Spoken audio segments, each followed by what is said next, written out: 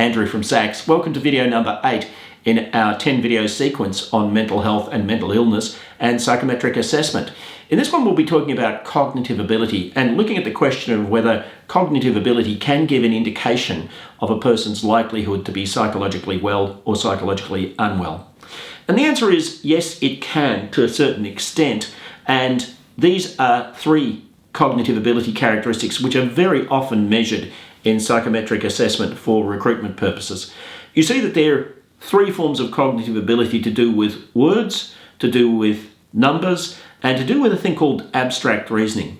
Verbal reasoning is the capacity to use words effectively at work.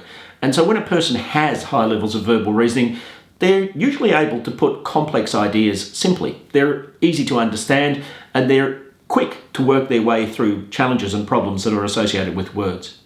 The second is numerical reasoning, and that's to do with numbers. So when a person has high numerical reasoning, they're often able to distill meaning out of numbers by virtue of looking at a spreadsheet or something like that. Now, by the way, when we've psych tested people for roles like chief finance officers, we've sometimes found that chief finance officers can be low in numerical reasoning.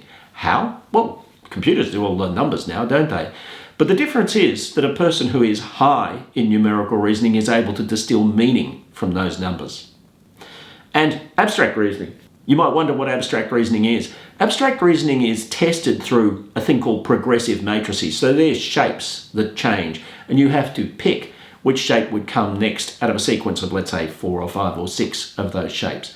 Now, why do we give people these shapes? Well, the answer is very simple. When people have high abstract reasoning, even though we're measuring it through shapes, it relates to a mental capacity to piece together a story, if you want to put it that way, or see a sequence of things.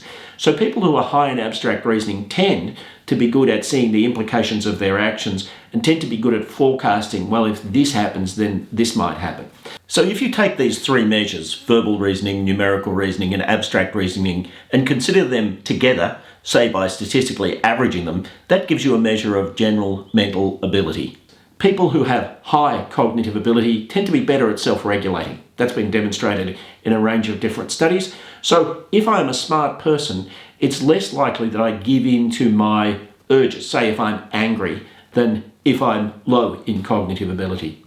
Second thing, we know that people who have high cognitive ability tend to have a lesser likelihood of having what I've described in earlier videos as a psychopathology factor. Psychopathology is a concept where people who have mental illnesses often have multiple mental illnesses. And this P factor, as we're calling it now, is a pretty good predictor of whether a person is likely to be functional or struggling in their life or at work.